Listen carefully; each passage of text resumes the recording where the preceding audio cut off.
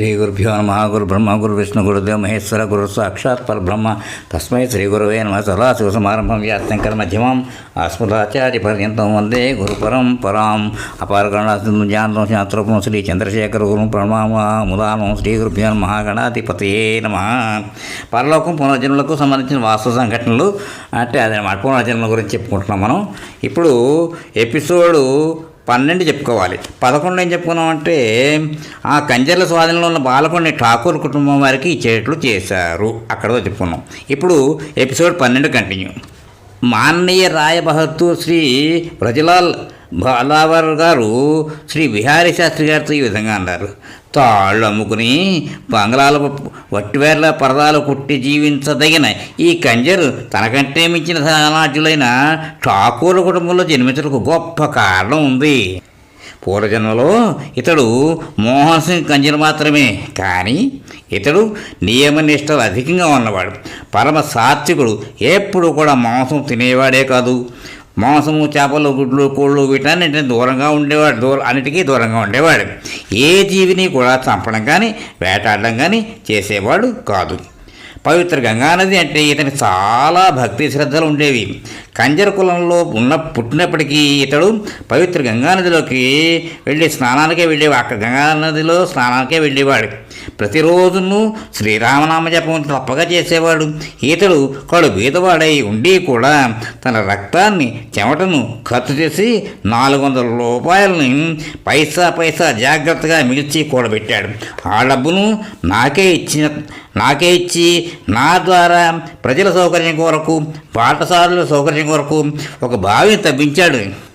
ప్రజలు ఆ బావి నుండి నీరు చేదుకుని తాగి దాహార్తిని తెచ్చుకునేవారు. ఈ విధంగా శ్రీరామనామ జపం చేయడం చేత, గంగా స్నానం చేయడం చేత, ప్రజల సౌకర్యం కొరకు బావి త్రవ్వించడం చేత, ప్రాణులందరి మీద దయాస్వభావం కలవాడు కావడం చేత ఈ పుణ్యకార్యముల ప్రభావం ఐక్యమై ఆ బలం వలన, పుణ్యముల ప్రభావం వలన ఇతడు కంజర కులం నుండి ఉద్ధరింపబడి ఠాకూర్ వంశంలో బాలకుడుగా జన్మించినాడు. ఇప్పుడు తర్వాత వేరే ఇంకొక టాపిక్ ఏంటంటే మరణించిన తర్వాత జీవించిన వారి సంఘటనలు. ఒకటి భాంగరి మణిహారిన్. క్రీస్తకం 1957 నవంబర్ మాసంలో కాన్పూర్లో శ్రీ సర్వవైదిక శాఖా సమ్మేళనం జరిగింది. ఆ సందర్భంలో కాశీనగర నివాసులు, విద్వాంసులు, పండిత శ్రీ లాల్ బిహారీ మిశ్రా గారు అంటే వీరు గోయంకా మహావిద్యాలయంలో అధ్యాపకులు వచ్చారు. నేను వారితో పరలోకానికి సంబంధించిన కొన్ని విషయాలు మాట్లాడుతున్నాను. శ్రీ మిశ్రా గారు తాము పూర్తిగా పరిశీలించినట్టు పరలోకముకు సంబంధించినట్టు కొన్ని సంఘటనలను వినిపించారు. ఇవన్నీ సత్యమైన కథలు. వారణాసి జిల్లా సకేల్ డీమా స్టేషన్ నుండి ఉత్తర దిశలో 3 కోసుల దూరంలో అంటే 6 మైళ్ళ ప్రభుపురం అనే పేరు గల గ్రామం ఉంది. ఆ గ్రామంలో భాంగరి అనే పేరున్న ఒక ముస్లిం స్త్రీ ఉండేది. ఈమె గాజులను నమ్ముకొని జీవించే ముసల్మాన్ మణిహార్కు భార్య. ఒకసారి భాంగరి నివసించే ఇంటి పక్కన ఉండే ఒక స్త్రీ కర్రావ్యాధిచే బాధపడుతూ ఉండేది. ఆమె రోగంతో బాధపడుతున్న సమాచారం తెలుసుకున్న భాంగరి ఆ స్త్రీని చూడడానికి ఆ ఇంటికి వెళ్ళింది. ఆమెను చూసిన తర్వాత భాంగరి తన ఇంటికి వచ్చిన వెంటనే అకస్మాత్తుగా మరణించింది. తన ఇంటి నుండి బయలుదేరి వ్యాధిగ్రస్తురాలైన ఆ తర్వాత ఈమె మరణిస్తుంది. ఈమెకు అనవసరంగా మీరు మనశ్రమాన్ని కలిగించారు.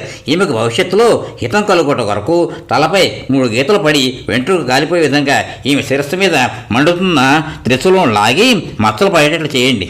ఎందుకంటే మున్ముందు ఈమె బతికి ఉండే సమయంలో ఈ ప్రదేశానికి అవశ్యంగా మళ్ళీ రావాల్సి వస్తుందనే మాట జ్ఞాపకం అవుతుంది. వెంటనే అక్కడున్న వాళ్ళు నా శిరస్సు మీద మండుతున్న త్రిశూలాన్ని లాగి అక్కడ వెంట్రులు మాడిపోయినట్టు చేసి తల మీద శాశ్వతంగా 3 గీతలు గుర్తుండే విధంగా చేశారు. భాంగరి మహిళ చెప్పినట్లు 4 మాటలు సత్యమైన నిర్ధారణ జరిగింది. యమదూత ద్వారా తన తలపై త్రిశూలంతో కాల్చి ఏర్పరిచిన గీతలు గుర్తులు ఆమె జీవించే వరకు ఉన్నాయి. కాల్చిన చోట మళ్ళీ వెంట్రుకలు రాలేదు.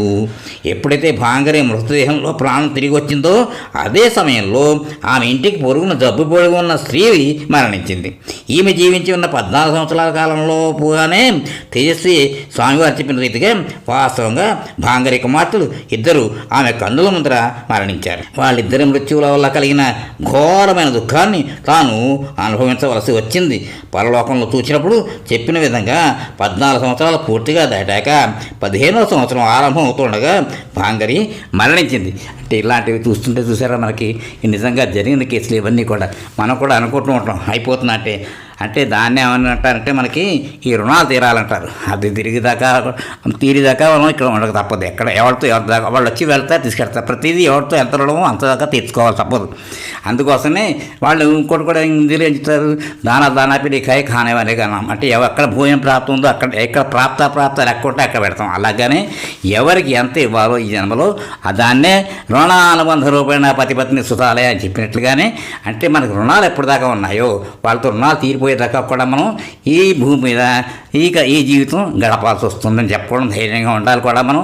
ఎందుకంటే ఇలాంటివన్నీ కూడా నిజంగా జరిగిన కథలే, ఇలాంటివి కూడా జరిగాయి. నా విషయంలో కూడా ఒక చిన్నదే చెప్తాను.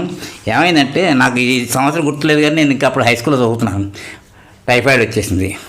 2 వారాలు బాగా సీరియస్ అయిపోయింది. ఇంకా అప్పుడు ఏంటంటే ఆ రోజుల్లో మాకు ఏమీ లేదు. వర్షాలు పడిపోతే బురదలో కాళ్ళు అంత పెట్టుకుని అక్కడ అమలాపురం మాకు ఆదురు ఊరు అమలాపురం దగ్గర అంటే డాక్టర్ గారు చెప్పారు అమలాపురం పెడతాం. అక్కడ పిఎన్ రావు గారు అని చెప్పి డాక్టర్ పిఎన్ రావు గారు మంచి డాక్టర్ అన్నారు.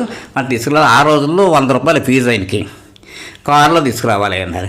అయితే నాకు ఎలాగైతే జబ్బుగా ఇది ఉందనుకున్నారో టైఫాయిడ్ మా ఆ వీధిలో ఆ చివరిలో మాకు సోమయ్య అనేవాళ్ళం మేము. ఆయనకి పాపం నూకల సోమయ్య గారు మాట ఆయనకి లోపల జాండీస్ అనమాట ఆయనకి. అయితే ఇద్దరికి డాక్టర్ గారు ఒకరే. ఆ డాక్టర్ గారు ఏం చెప్పారు, సరే తీసుకెళ్తారు. వెళ్ళిపోయి పిఎన్ రావు గారు తీసుకొచ్చారు. రమ్మనమంటే వచ్చారు. వచ్చినా మాకేమిటి సుమారుగా 2 కిలోమీటర్లు పైన దూరం అంతా ఆ కారు రాదు, దిగిపోతున్నమాట. వాళ్ళని నడిచి వస్తానని పర్వాలేదని చెప్పాను డాక్టర్. అలాగే వచ్చారు, చూసిన తర్వాత అప్పుడు నాకు మరి అంటే నాకు బతికి యోగం ఉంది చెప్తున్నాను మీకు. అంచేత ఏమంటే 4 తెరవమన్నట్ట. 4 చూసారు. వెంటనే 3 మందులు రాసేశారు ఆయన. మా ఫ్రెండ్ ఒక నగరం వెళ్ళి పట్టుకుని ఇచ్చాడు. ఆయన వచ్చి లోపల ఇంజక్షన్ చేయాలి మనం అని చెప్పని 3 రోజుల దాకా జాగ్రత్తగా చూడాలి. పిల్ల 3వ రోజు రాత్రి గడబడి చేస్తాడు పిల్లాడు. జాగ్రత్తగా పట్టుకుని చూసుకో, కాపలా కాయాలి, తర్వాత బతికినట్టు లేతలేదు అని చెప్పారు. సరే ఆ తర్వాత అక్కడికి వెళ్ళారట ఆ స్వామి గారికి. చూసి ఇప్పుడు పర్వాలేదు జాండీస్ ఇనిషియల్ స్టేజ్లో ఉంది, తగ్గించేద్దాం, పేరూరు తీసుకొస్తారు, పేరూరు వాళ్ళ గారు ఉంది కాబట్టి అక్కడ తీసుకొస్తే అమలాపురం దగ్గర అయిపోతుంది, తీసుకొచ్చేసేయండి అన్నారు. లక్కీ చూసారా ఎలా జరిగిందంటే చూడండి పాపం నేను బతికాలని పోయారు. ఇదంటే దానికి లింక్డ్ కాదు కానీ అంటే ఇది ఒక ఇన్సిడెంట్స్ ఈ రకంగా జరుగుతున్నాయని చెప్పంటే అంటే ఆయన బతకడం నేను చచ్చిపోవడం ఇలా అయిందా, లేకపోతే నేను బతకడం ఆయన చచ్చిపోవడం అయిపోయిందా అంటే 2 కేసులు ఉదాహరణగా చెప్తున్నాను మీకు నేను. ఇలాంటివి అక్కడ జరిగింది సరే, ఇలాంటి చాలా ఉంది. అలాగే మన విషయంలో మా ఊళ్ళో చెప్పుకునేవారు. మా తాత ఎవరో మొత్తం మీద వాళ్ళు ఏమో బతికారు, అవతల ఎద్దు వాళ్ళ దగ్గర పనిచేసి ఎద్దు చచ్చిపోయిందని. అంటే ఇది నిజం. ఇలా యాక్చువల్గా జరిగిన కేసులు అన్నమాట. ఇలాంటిది మీ ముందు ప్రస్తావన చేశాను. ఇక్కడితోటి ఈ ఎపిసోడ్కి విరామం ఇద్దాం, తర్వాత కంటిన్యూ చేద్దాం. స్వస్తి.